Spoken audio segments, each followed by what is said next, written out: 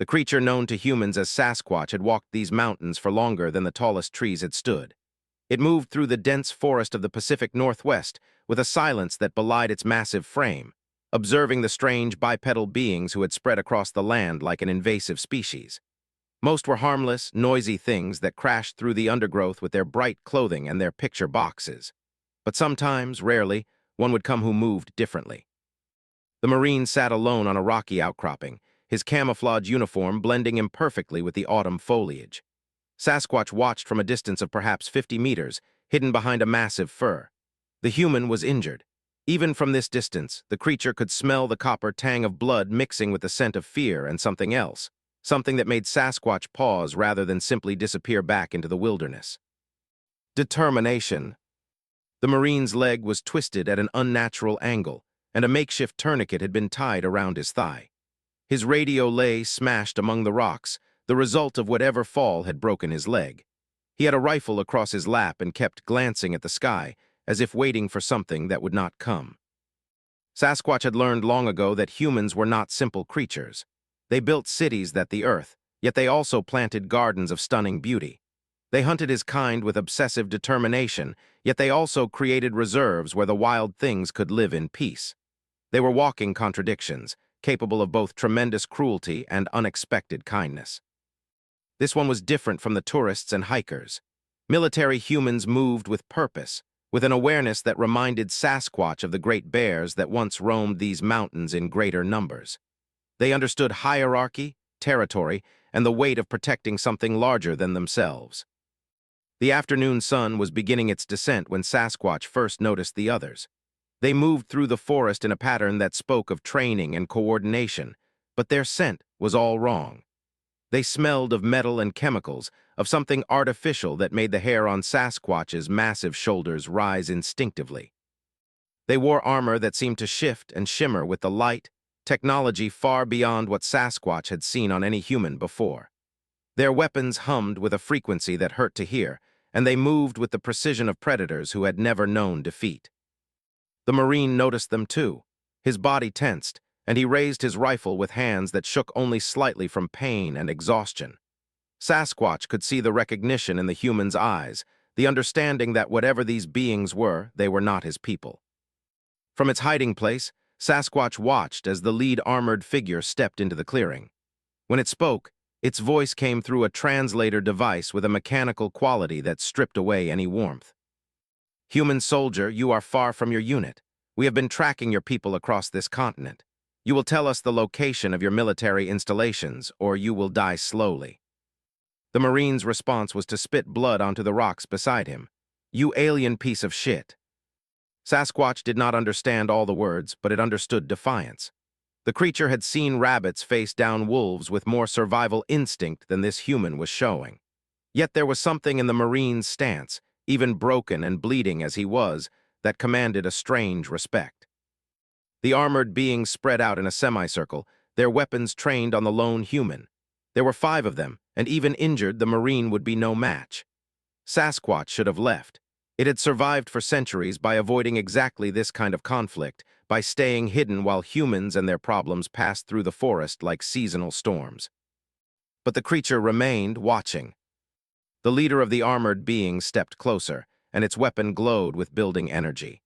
"Last chance, human. Your species has proven more resilient than expected, but you are still primitives playing with borrowed fire.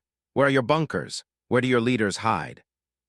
The Marine laughed, though it came out as more of a cough. Blood flecked his lips.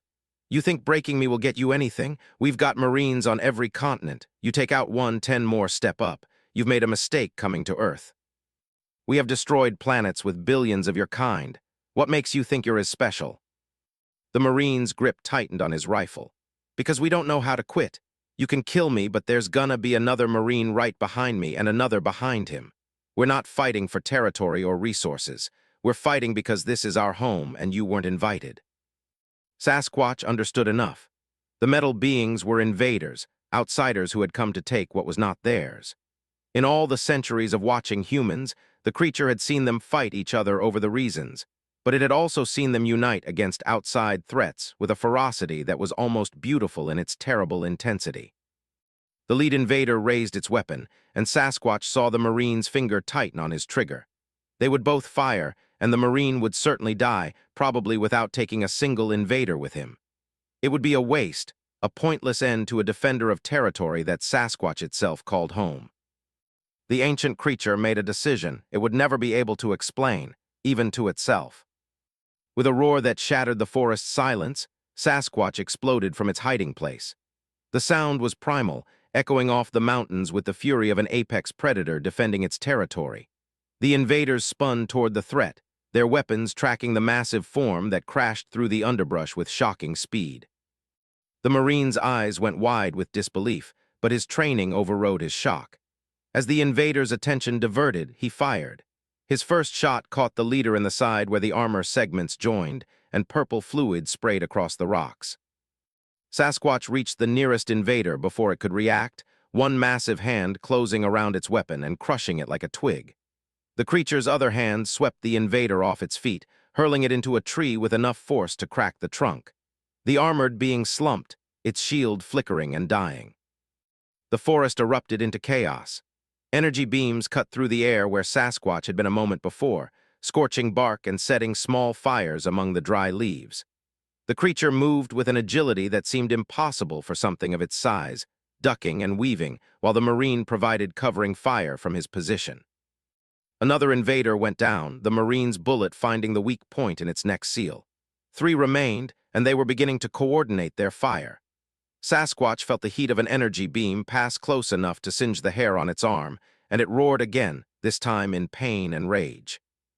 The Marine was shouting something, words that Sasquatch didn't understand, but the meaning was clear. Move, flank, coordinate. Despite never having fought together, despite being from completely different worlds, they were working as a unit.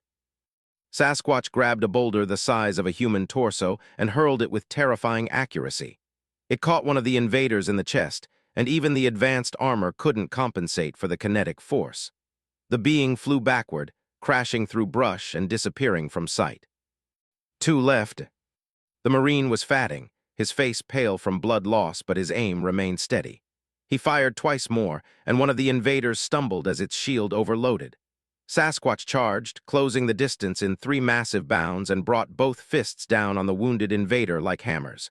The armor crumpled, and the being inside stopped moving. The last invader retreated, its weapon sweeping between Sasquatch and the Marine. It was speaking rapidly into a communications device in a language that sounded like breaking glass and grinding metal, calling for help, most likely, or reporting what it had seen.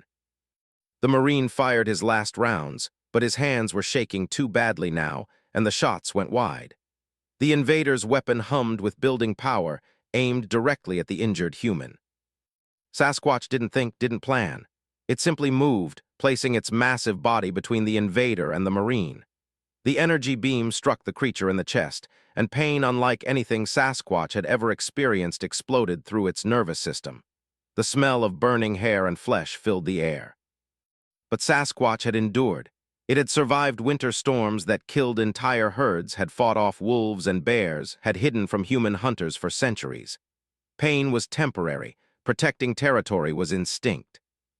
With a final surge of strength, Sasquatch lunged forward and grabbed the invader's helmet, twisting with enough force to separate it from the body. The alien inside made a horrible keening sound before collapsing. The forest fell silent except for the crackling of small fires and the heavy breathing of 2 unlikely allies. Sasquatch turned to face the Marine, who sat with his rifle lowered, staring at the massive creature with an expression that mixed awe, gratitude, and lingering shock. They regarded each other across the blood-stained rocks, 2 defenders of the same territory who had never spoken the same language, but who understood something far more fundamental than words.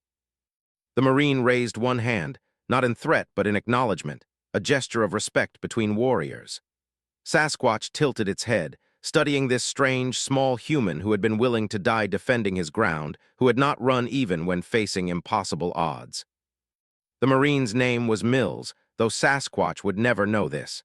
What the creature did know was that the human was dying.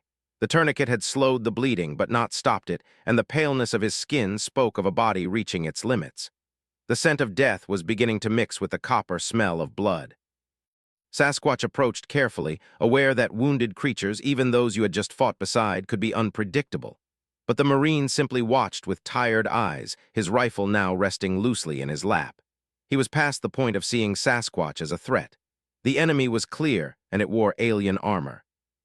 The massive creature knelt beside the human, and up close, Sasquatch could see the youth in the Marine's face. He was barely more than a juvenile by human standards, perhaps 25 summers at most. Too young to die on a cold mountain defending a position that no one else knew needed defending. Spoke, his voice weak but steady. "Thanks, big guy. Didn't think I'd be saved by it today. Hell, didn't think I'd see you at all." He coughed, and more blood appeared on his lips. "They briefed us that you might be real, you know, before the invasion. Government figured if aliens were real, maybe so were you. Guess they were right on both counts."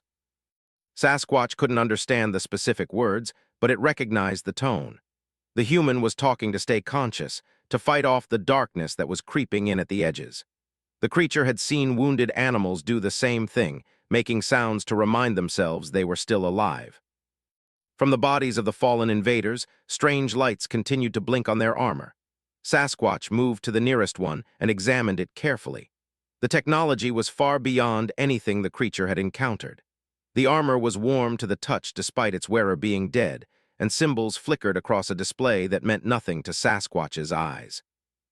Watched these explorations with interest, his Marine training apparently overriding even his impending death. "Those are," he said, gesturing weakly at the bodies. "That's what we call them anyway. They showed up 6 months ago, started hitting military targets worldwide. We've been losing ground ever since. They're not the biggest or the toughest the galaxy's got, but they're efficient, cold. They don't conquer for glory or resources, really. They exterminate civilizations because they see it as pest control." What? Sasquatch returned to the Marine's side and managed a weak smile. "You know what's funny? We've been looking for you for decades. Grainy photos, footprints, eyewitness accounts. Whole organizations dedicated to proving you exist. And here you are, and the only witness is a guy who's not going to live long enough to tell anyone." The creature understood the tone, if not the words. Regret. Irony. The human was making peace with his death, but there was something else in his expression. He kept glancing at something on his wrist, a device that glowed faintly with its own light. Noticed Sasquatch's attention and tapped the device. "Beacon," he explained. "Military issue. It's been transmitting my position since I fell, but my unit's 40 clicks north and they're dealing with their own problems. Have been hitting us hard all week." He paused, breathing heavily. "But that's not the only thing transmitting." He gestured at the dead invaders, and Sasquatch followed his meaning. Their armor was also sending signals, calling to others of their kind. More would come, probably soon, and they would find evidence of what had happened here. They would find proof that Earth had defenders they hadn't accounted for, hiding in the wilderness. Sasquatch felt a chill that had nothing to do with the mountain air. Its kind had survived by remaining hidden, by becoming legend instead of fact. But now it had revealed itself, had fought against an enemy that would certainly tell others. The secret that had protected Sasquatch's people for centuries was compromised. Seemed to read something in the creature's body language. "Hey, I know you probably want to disappear, and I don't blame you, but listen." He struggled to sit up, grimacing with pain. "You saved my life, even if it's only for a few more hours. That means something to me. Marines don't leave debts unpaid." From the pockets of his tactical vest, pulled out a small waterproof bag. Inside were papers, a few photographs, and a small metal object that Sasquatch recognized from observing humans. A compass. Held them out toward the creature. "These are maps," said, unfolding the papers with shaking hands. "Military maps showing positions and our defensive lines. If somehow, some way you can get these to other humans, to soldiers, it might help them. It might save lives." He pointed to markings on the map. "This valley here, that's where my unit should be, and these positions are where we've spotted scouts." Sasquatch stared at the papers, understanding that they were important but not comprehending why. Maps were human concerns, human ways of organizing territory that the creature had never needed. The forest was known through scent and memory, through the feel of the land beneath one's feet, not through marks on processed tree pulp. But's earnestness was clear. The dying Marine believed these papers held value, believed they could help his kind survive. And Sasquatch owed this small human a debt for his courage, for standing alone against impossible odds, for choosing to fight rather than surrender even when surrender might have saved his life. Slowly, carefully, Sasquatch took the papers and the compass, tucking them against its body where the thick hair could protect them from the elements. His face showed relief, and he slumped back against the rock. "Thank you," the Marine whispered. "You might have just saved more people than you know." Movement in the underbrush froze them both. Sasquatch's head snapped toward the sound, nostrils flaring. Not human, not either, at least not yet.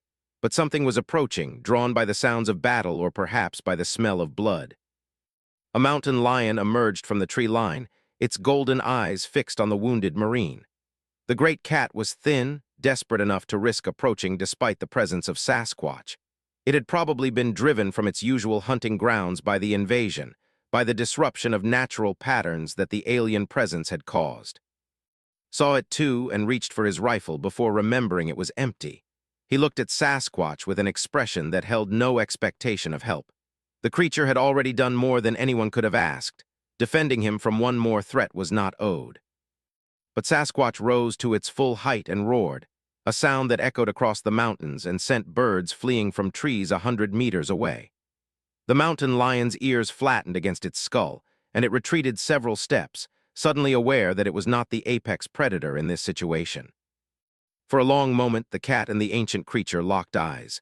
Then, with a frustrated growl, the mountain lion turned and disappeared back into the forest. It would find easier prey elsewhere, prey that didn't come with a guardian the size of a small bear. Was staring at Sasquatch with something approaching wonder. "You really are protecting this whole mountain, aren't you? This isn't just about the invaders, this is your home."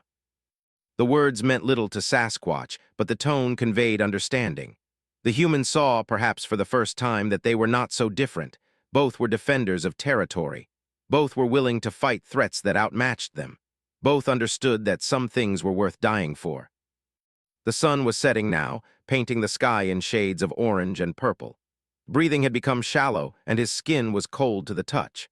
Sasquatch moved closer, and in a gesture that surprised even itself, the creature gently placed one massive hand on the Marine's shoulder. It was a connection across species, across worlds of experience, a moment of understanding between two beings who had fought together and would likely die on the same mountain, separated only by hours. His hand came up to rest on Sasquatch's arm, and he smiled. "If there's an afterlife, I'm going to have the best story ever. Fought alongside Bigfoot against aliens. They're going to think I'm crazy." He coughed again, weaker this time. "Maybe I am. Maybe I'm hallucinating all of this. But if you're real, if this is real, then promise me something."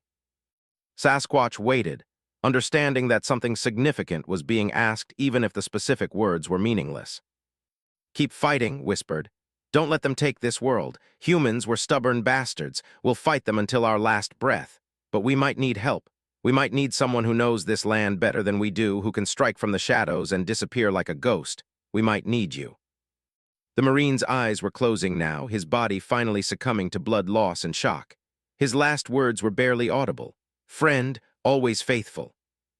Sasquatch remained by the human's side as the light faded from his eyes, as his breathing stopped and his hand fell away. The creature had seen death many times in the forest, had understood it as a natural part of the cycle of existence. But this felt different. This was a death that meant something, a sacrifice made knowingly and willingly. As full darkness fell over the mountains, Sasquatch stood and howled, a mournful sound that carried for kilometers. It was a tribute to a fallen warrior, a cry of grief and rage that needed no translation. And in the distance, answering howls echoed back, not from humans, but from Sasquatch's own kind. The ancient creatures had heard the battle, had witnessed from their own hiding places what had transpired. They had seen one of their own break centuries of isolation to fight beside a human. The world was changing, and they all knew it. The invasion had forced a choice that could no longer be avoided: hide and hope to survive, or fight and risk everything. Sasquatch looked down at the papers still tucked against its body, at the compass that caught the moonlight. A promise had been made to a dying Marine, and promises, Sasquatch understood, were binding things. The creature would find other humans, other soldiers. It would deliver these papers as it asked. And perhaps if the time came, it would fight again. Sasquatch traveled through the night, moving with purpose through terrain that would have killed a human in hours. The creature's natural understanding of the mountain paths, combined with its immense strength and endurance, allowed it to cover ground at a pace that no two-legged being could match. The papers and compass remained secure, protected from the elements by the creature's own body. By dawn, Sasquatch had covered nearly 40 kilometers, following the scent markers and territorial boundaries it had established over decades of wandering these mountains. But now, for the first time in its long life, it was actively seeking humans rather than avoiding them. The military encampment revealed itself gradually. First came the scent of diesel fuel and human sweat, then the sound of generators and muted voices trying to maintain operational security. Sasquatch observed from overlooking a small valley where humans had established a defensive position using the natural terrain. There were perhaps 50 soldiers, their vehicles hidden under camouflage netting, their weapons pointed outward in overlapping fields of fire. They had chosen their position well, using a narrow valley entrance that could be easily defended and that protected their flanks. These humans understood the land, even if they couldn't read it the way Sasquatch could. The creature watched through the morning, learning their patterns, understanding their routines. Sentries rotated every 4 hours. A small group worked constantly on communications equipment that crackled with static and garbled voices. Others cleaned weapons or slept in short shifts, always maintaining readiness. They were waiting for something, perhaps orders or reinforcements, and the tension in the camp was palpable even from a distance. As midday approached, Sasquatch noticed increased activity. Soldiers rushed to defensive positions, weapons raised toward the sky. The creature followed their attention and saw what had triggered their alarm. Ships, if they could be called that, descending from the clouds. They were smaller than the massive vessels that had appeared during the initial invasion, but their purpose was clear. These were attack craft, coming to eliminate this pocket of human resistance. The creature had a choice to make. It could remain hidden, could watch as the humans fought and likely died, could preserve itself and the secret of its kind. The papers tucked against its chest would burn with the camp, and its last request would die unfulfilled. Or it could reveal itself, could try to warn them, could deliver the intelligence that a dying Marine had considered important enough to be his final act. Sasquatch had survived for centuries by choosing safety over risk, by valuing secrecy over action. But something had changed on that mountain overlook. The Marine's courage, his willingness to die alone rather than betray his people, had awakened something in the ancient creature, a sense that some things were worth the risk. The creature moved down the mountainside with deliberate noise, snapping branches and dislodging rocks. It wanted to be heard, wanted to give the humans time to react without shooting first. As expected, shouts erupted from the camp, and within seconds, a dozen rifles were pointed in its direction. Sasquatch emerged from the tree line with its massive hands raised, the gesture of peace that it had learned from observing humans over the years. The soldiers stared in shock, their weapons wavering between threat assessment and sheer disbelief. A woman stepped forward, her uniform identifying her as the commanding officer. Major Sarah had seen impossible things in the past 6 months. Alien warships burning cities, weapons that physics, and the collapse of civilization's certainties. But a 12-foot-tall walking into her camp with its hands up ranked high even on that list of impossibilities. "Hold fire," she ordered, her voice steady despite the surrealism of the situation. "Everyone hold fire." Sasquatch carefully reached into its chest hair and the papers and compass, holding them out toward the Major. The creature's movements were slow and deliberate, designed to show it meant no harm. Major approached cautiously, her sidearm drawn but pointed at the ground. She was close enough now to see the intelligence in Sasquatch's eyes, the awareness that went far beyond animal instinct. Whatever this creature was, it was no mindless beast. She took the papers, unfolding them with one hand while keeping her eyes on Sasquatch. Her expression changed as she recognized what she was holding. Military maps with current intelligence markings, position reports, and enemy movement predictions. Her eyes widened as she checked the dates and signatures. "These are from Mills," she said, her voice tight with emotion. "Second Lieutenant Mills. He went missing 3 days ago after his squad was hit by a patrol." She looked up at Sasquatch with new understanding. "You were with him, you saw what happened." Sasquatch could not answer in words, but it lowered its head in a gesture that conveyed acknowledgement, perhaps even respect for the dead. Major's tactical mind was already processing the implications. "These maps show positions from 3 days ago, but the patterns are here. Their movement vectors, their preferred approach angles." She looked at her communications officer.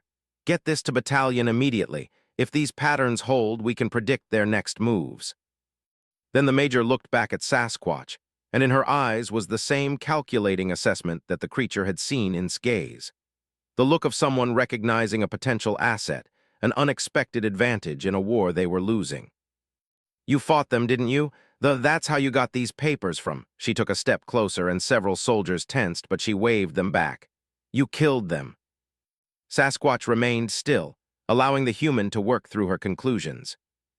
"We've been getting reports," Major continued, more to herself than to anyone else. "Strange accounts from units across the Pacific Northwest, patrols found torn apart with bare hands, scouts disappearing in forests without a trace. We thought it was resistance fighters using new tactics, maybe special forces we didn't know about." She laughed, but there was no humor in it. "It was you, maybe not just you. There are more of you, aren't there?" A soldier ran up, breathless. "Major, those ships are vectoring toward us, 3 minutes out, maybe less." The camp exploded into activity. Soldiers dove for cover, anti-aircraft weapons were brought to bear, and someone started yelling coordinates into a radio, calling for air support that would never arrive in time. Major looked at Sasquatch and a desperate idea formed. "Can you fight? Will you fight?" The creature understood the tone, if not the specific words. It was the same question had implicitly asked by handing over the maps. "Will you help us? Will you risk yourself for beings you don't even belong to?" Sasquatch's answer was to turn toward the approaching ships and roar, the same primal sound that had announced its presence on the mountain 3 days ago. It was a sound of challenge, of territorial defense, of absolute refusal to retreat. The Major grinned fiercely. "Good enough. Everyone focus fire on the lead ship. Our new friend will handle anything that gets through." The battle that followed would become legend, though most who heard about it would never believe the truth. The ships descended in a V formation, their weapons already charging for bombardment. The human soldiers opened fire with everything they had, tracers lighting up the afternoon sky. One ship's shields flickered under concentrated fire, and a well-placed rocket found a vulnerable point, sending the craft spinning into a mountainside in a spectacular explosion. But 2 ships remained, and they began deploying troops. Armored figures dropped from the hovering craft on fields, their weapons sweeping the human positions with deadly precision. Energy beams carved through rock and metal, and soldiers fell even as they maintained disciplined fire. Then Sasquatch entered the fight.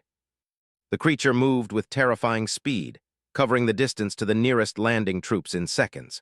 The first warrior didn't even have time to turn before Sasquatch's fist caved in its chest armor. The second managed to fire, the energy beam scorching across Sasquatch's shoulder, but the creature powered through the pain and grabbed the warrior by its weapon arm, swinging it like a club into 2 of its companions. They had fought humans for 6 months. They had studied human tactics, human weapons, human physical capabilities. They had factored in everything their intelligence suggested about this species. They had not factored in Sasquatch. The ancient creature fought with a brutality that shocked even the hardened Marines. It grabbed warriors and threw them into rocks with bone-breaking force. It crushed weapons with its bare hands and ripped armor plating away like peeling fruit. When a unit tried to flank it, Sasquatch picked up a boulder and hurled it with devastating accuracy, scattering the formation. Major watched in awe as this impossible being turned the tide of battle. Her soldiers, seeing the creature fight, found new courage. They pushed forward, supporting Sasquatch's assault with suppressing fire and tactical grenades. They, for the first time since arriving on Earth, experienced something unfamiliar. Fear. Their advantage had always been technological superiority and cold efficiency. But technology meant nothing when a creature could move faster than targeting systems could track, when armor could be torn apart by brute strength, when bullets and energy beams only seemed to make the creature angrier. One of the ships attempted to retreat, its pilot recognizing that this battle was lost. But Sasquatch had learned from watching the first ship go down. It grabbed a destroyed weapon from the ground and hurled it with incredible force. The weapon struck the ship's exposed engines, and the resulting explosion sent debris raining across the valley. The remaining warriors broke. They retreated in disorder, some running for the cover of trees, others trying to regroup near their remaining ship. But there would be no regrouping, no tactical withdrawal. The Marines and Sasquatch pursued them relentlessly, and within minutes the battle was over. Silence fell across the valley, broken only by the crackling of fires and the moans of wounded. Major stood among the wreckage, looking at the impossible scene before her. Dead littered the ground, their advanced armor and weapons useless against the combined force of human determination and something the galaxy had never seen before. Sasquatch stood at the center of it all, breathing heavily, its massive chest rising and falling with exertion. Burns and wounds marked its body, but it remained upright, remained ready to fight if needed. The Major approached slowly, and this time she holstered her weapon completely. She stopped a respectful distance away and saluted, a formal military gesture of respect between warriors. "Thank you," she said simply. "You saved our lives." Sasquatch tilted its head, studying this female human who commanded others with quiet authority. She reminded the creature of, in some ways, that same core of determination wrapped in tactical thinking. Major looked at the destroyed equipment, at the bodies of the enemy, and a calculating expression crossed her face. "They'll send more ships when this one doesn't report back. They always do. But with your help, with creatures like you fighting alongside us, we might actually have a chance." She pulled out a military radio, one of the backup units that had survived the battle. "This frequency is monitored by resistance forces across the region. If you can operate it, if you can let us know when you spot movements, it would help immensely. And if you ever need help, use it. We'll come." Sasquatch took the radio carefully, the device looking tiny in its massive hand. The creature didn't fully understand the technology, but it understood the intention.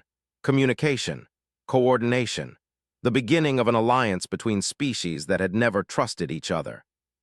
As the sun set on the valley, Major and her soldiers worked to salvage what they could and prepare for the inevitable counterattack.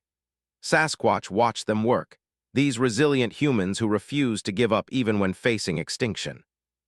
Had been right. They were stubborn creatures, these humans, and perhaps just P-word of the battle spread through military channels like wildfire, though it was heavily encrypted and marked with the highest classification levels. Asset, the reports called Sasquatch, as if reducing the creature to bureaucratic terminology could make its existence more palatable to the chain of command. But Major's after-action report was clear and supported by testimony from 50 witnesses. Something previously thought to be legend had entered the war, and it had turned what should have been a massacre into a victory. 3 weeks passed, and Sasquatch moved through the mountains with new purpose. The radio Major had provided hung from a crude harness the creature had fashioned from vines and leather. It crackled occasionally with human voices speaking in codes and abbreviations, but Sasquatch had begun to recognize certain patterns. Distress calls had a particular urgency. Victory reports carried different tones. And sometimes, very rarely, there were calls meant specifically for the creature that humans had dubbed Sierra 1, a military designation that meant nothing to Sasquatch, but everything to the soldiers who now counted on its help. The creature had learned to press the transmit button, to key the microphone twice in rapid succession. It was a simple signal, but it meant "I hear you, I'm coming," or sometimes, "Enemy spotted here." The humans had adapted their tactics around this limited communication, and it was working. In those 3 weeks, Sasquatch had ambushed 4 patrols, each time using the terrain and its intimate knowledge of the mountains to devastating effect. The aliens had begun to fear the forests, had started avoiding areas where their scouts disappeared. They were learning, as the humans already knew, that Earth had defenders they hadn't anticipated. But Sasquatch had also learned something important. It was not alone. Other members of its kind had emerged from hiding, drawn by the sounds of battle and the realization that neutrality was no longer an option. They communicated through methods humans would never detect, through subsonic calls and territorial markers that carried complex messages. The debate among Sasquatch's people was fierce. Some argued for continued isolation, for letting the humans and aliens destroy each other while their kind remained hidden. Others, particularly the younger ones, wanted to fight, to defend the territories they had claimed as their own. It was an elder female, older even than Sasquatch, who made the decision that would change everything. She had witnessed the arrival of the first humans to North America, had watched them spread across the continent, had seen civilizations rise and fall. Her wisdom was unquestioned among their kind. She traveled to where Sasquatch made its temporary den and communicated in the complex way of their species. The message was clear. If we hide while our world is taken, we will have no world left to hide in. We fight, but we fight our way from the shadows as ghosts that the invaders will never understand. Within days, Coordinated attacks began across the Pacific Northwest. Patrols found their supply lines cut, their forward bases raided with a precision that suggested intelligence gathering far beyond what they expected from humans.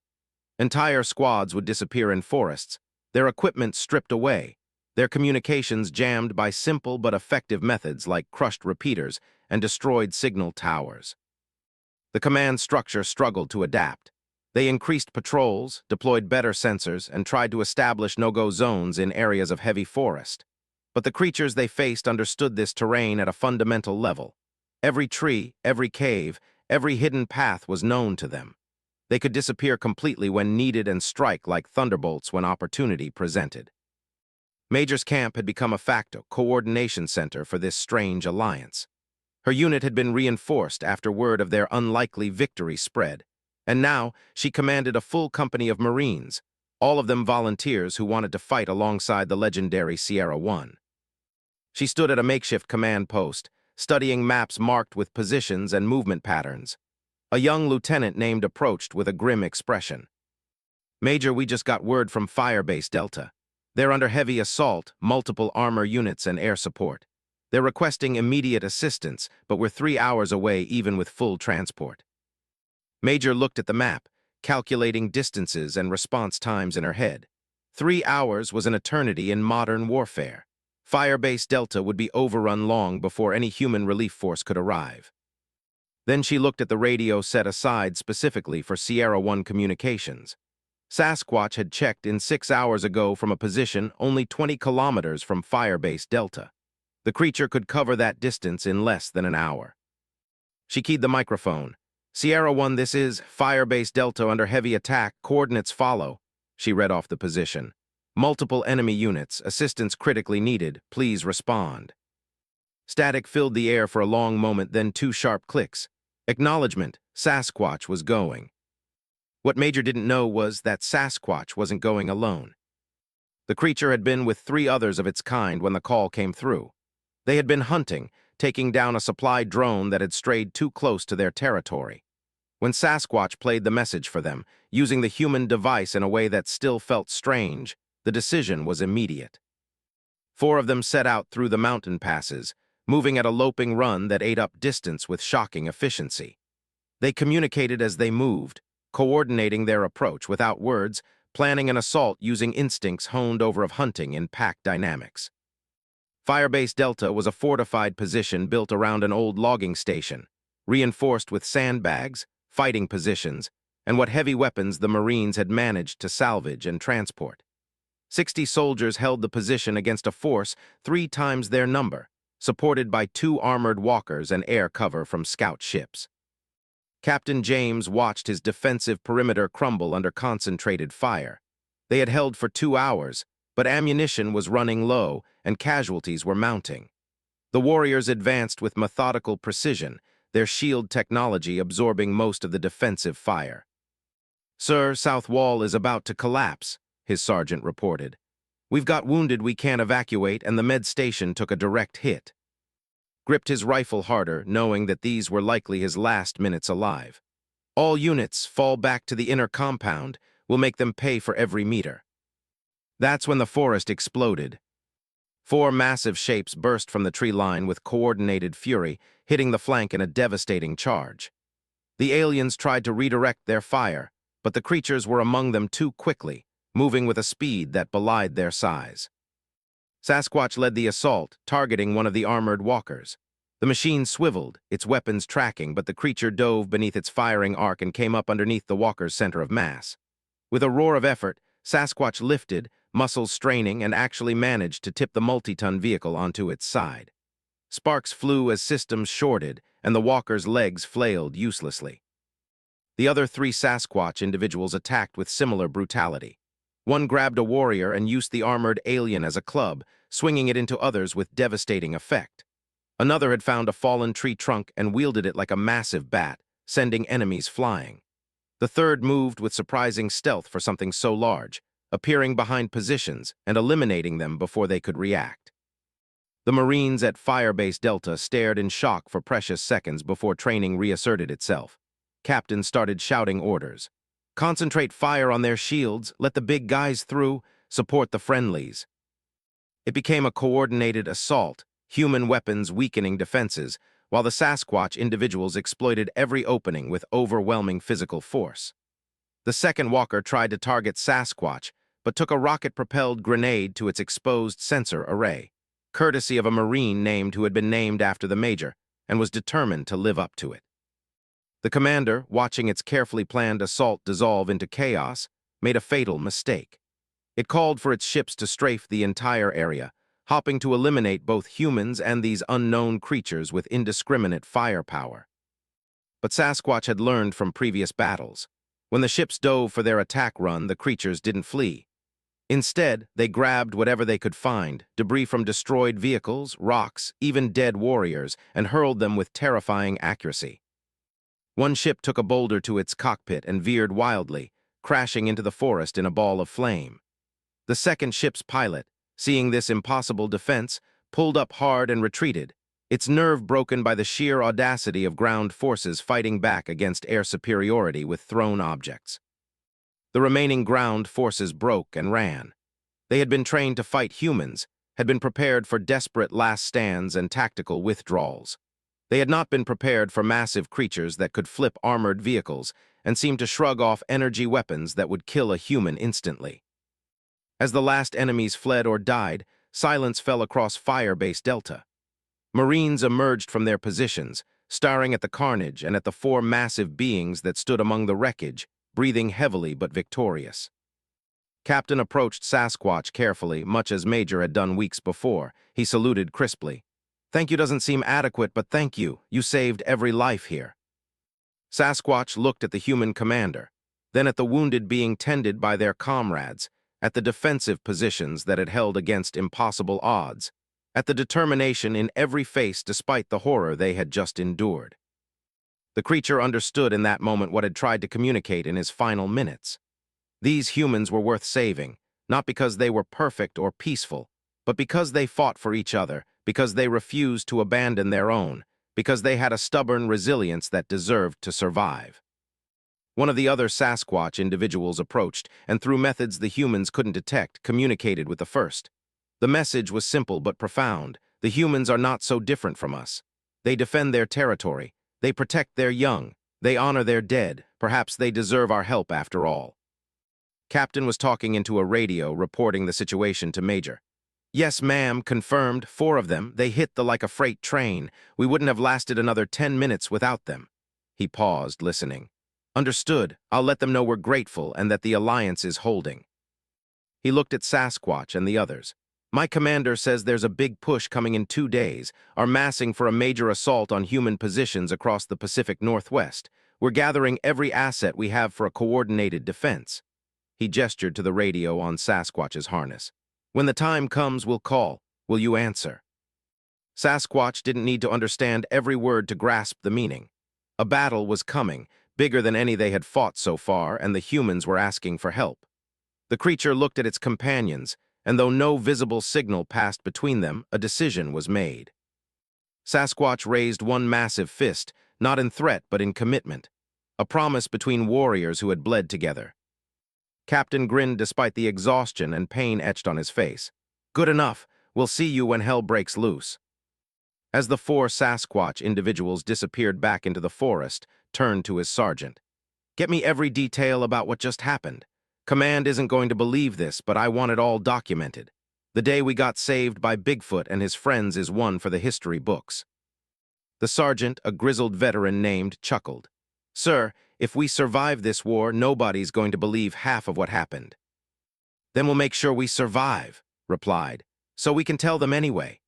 Empire had conquered 47 worlds before turning their attention to Earth. They approached warfare with cold mathematical precision, analyzing threats and eliminating them with minimal resource expenditure. Earth should have been routine, another primitive civilization eliminated before it could pose any galactic threat. But in the command ship orbiting above North America, War Executor was experiencing something they rarely felt: uncertainty. Reports from ground forces were increasingly disturbing. Entire patrols vanished without trace. Supply lines were disrupted by attacks that showed sophisticated understanding of terrain but used primitively brutal methods. and most concerning, scattered reports of massive bipedal creatures that seemed immune to standard weapons and fought with berserker fury. Brought up holographic displays showing engagement records. The patterns were undeniable. Wherever these creatures appeared, forces suffered catastrophic casualties. Standard tactical doctrine was failing because it was designed to fight organized militaries with predictable strategies, not an alliance between desperate humans and what amounted to prehistoric monsters. The war executor made a decision. If small unit tactics were failing, they would switch to overwhelming force. Every asset in the Pacific Northwest region would converge on the primary human stronghold. They would eliminate the resistance in one decisive blow, and in doing so, hopefully draw out and destroy these mysterious creatures. 2 days later, as Captain had warned, the assault began. Major stood in what had become the central command post for the human resistance in the region, watching reports flood in from every observation post and scout unit. They were coming with everything they had. Orbital bombardment had already softened outer defenses, and now ground forces were advancing in overwhelming numbers. "They're not even trying to be tactical about it," Lieutenant observed, studying the displays. "They're just throwing everything at us simultaneously." "They want to end this fast," Major replied. "They're probably hoping to draw out Sierra 1 and his friends, eliminate them all at once." She looked at the communications specialist. "Have all Sierra units acknowledged?" "Yes, ma'am. We've got confirmations from at least 12 distinct individuals. They're in position and waiting for the signal." 12, Major felt a chill despite the situation. Intelligence had estimated perhaps 4 or 5 of these creatures existed in the region. But 12 had answered the call, emerging from hiding places they had maintained for centuries to fight alongside humans they had spent those same centuries avoiding. The radio crackled with Sasquatch's distinctive double click. The creature was on overlooking the primary advance, exactly where Major had requested. It would have the best view of the enemy's main force. "Sierra 1, this is, what do you see?" 3 clicks this time, then a pause, then 5 more. A code they had established. 3 groups of 5, 15 units, each consisting of multiple warriors and support vehicles. It was the largest concentration of enemy forces the humans had faced since the invasion began. Major took a deep breath. "All units, this is command. Execute operation on my mark." She paused, thinking of Mills, the young Marine whose final act had started this unlikely alliance. Thinking of the sacrifice he had made, alone on a mountain, facing impossible odds with nothing but courage and duty. "Mark, let's show these bastards what Earth is made of." The battle began not with human weapons, but with the land itself turning hostile. Sasquatch had spent 2 days preparing the battlefield, working with its kind to reshape the terrain into a deadly trap. Rockslides were triggered by carefully placed boulders, sending tons of stone cascading into formations. Trees that had been half cut through fell across narrow passes, blocking vehicle advances. Hidden pits, dug with strength and speed no human could match, swallowed armored walkers. The advance, so confident and overwhelming minutes before, ground to a chaotic halt as the forest itself seemed to attack them. And that's when the Sasquatch individuals struck. They came from all sides, 12 massive forms erupting from concealment with coordinated fury. They had learned from previous battles, had adapted their tactics. Some carried crude but effective shields made from armor plating scavenged from earlier fights. Others wielded trees like clubs or hurled rocks with devastating accuracy. They fought like the apex predators they were, intelligent and relentless. But they didn't fight alone. Major's Marines emerged from fortified positions, their weapons synchronized with the Sasquatch assault. When the creatures broke enemy formations, humans exploited the gaps with precise fire. When shields weakened under physical assault, Marines targeted the vulnerable warriors with anti-armor weapons.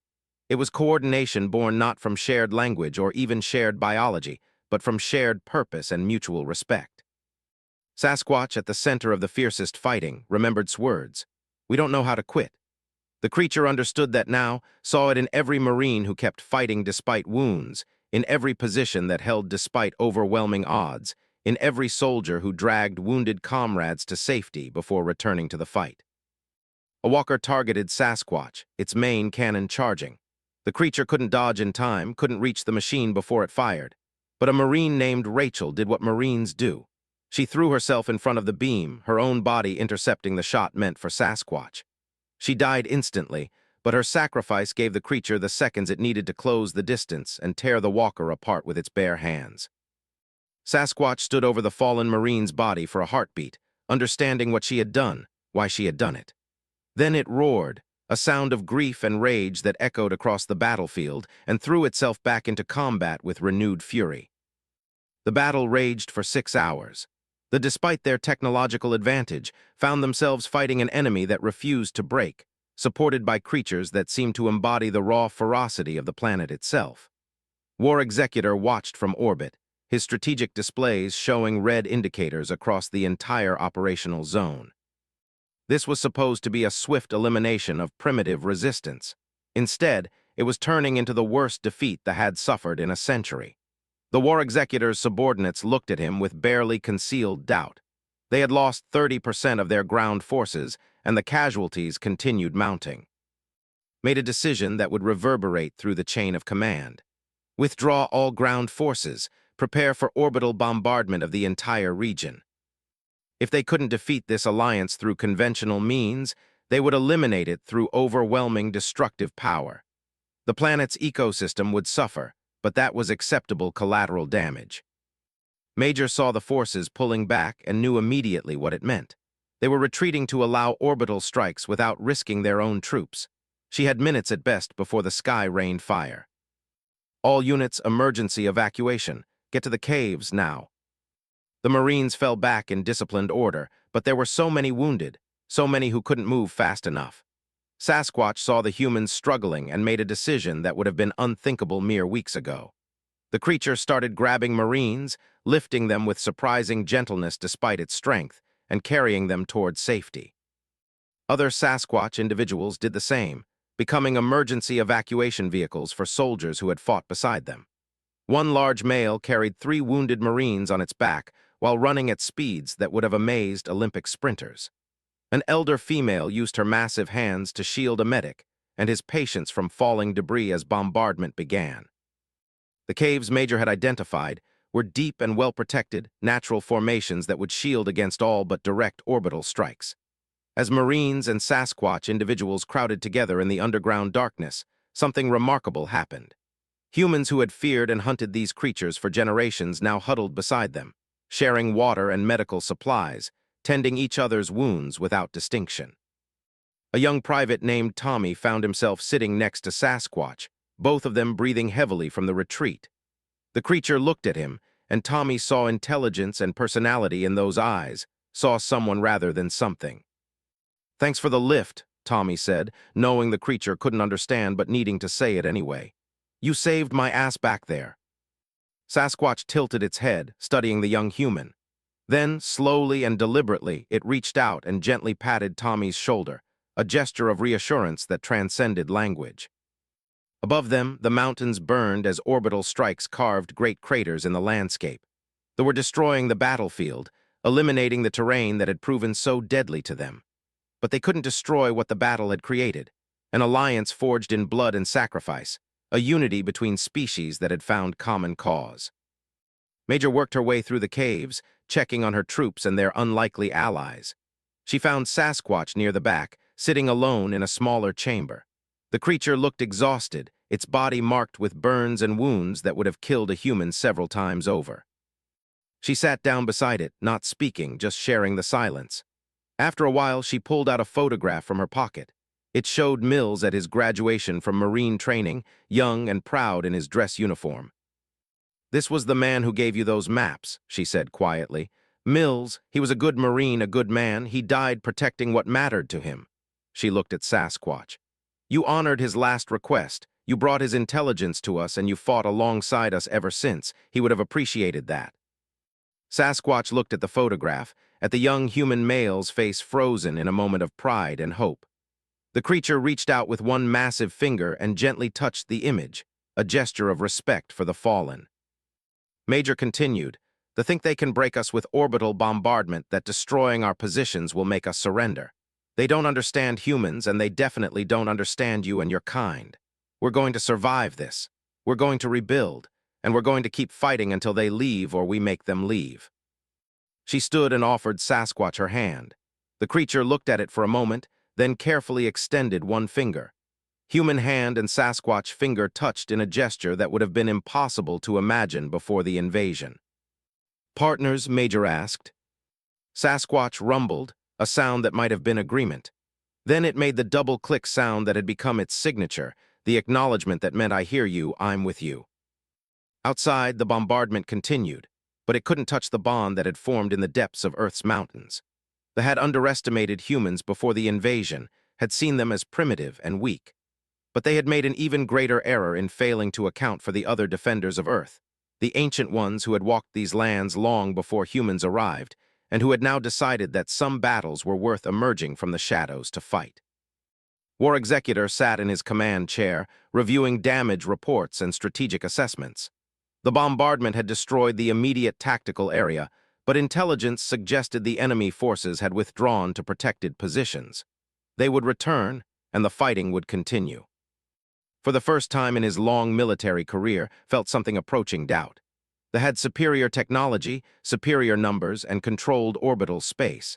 But the enemy had something else, an absolute refusal to accept defeat and allies that emerged from the planet itself. He pulled up Earth's file in the database. It had been updated multiple times since the invasion began, each revision adding new threat assessments and tactical considerations. The latest entry made him pause. Classification: high-risk conquest target. Indigenous species demonstrate unprecedented resilience and adaptability. Non-human sapient species confirmed active in support of primary resistance. Recommendation: consider strategic withdrawal and reclassification of Earth as unsuitable for standard pacification protocols. Stared at those words for a long time.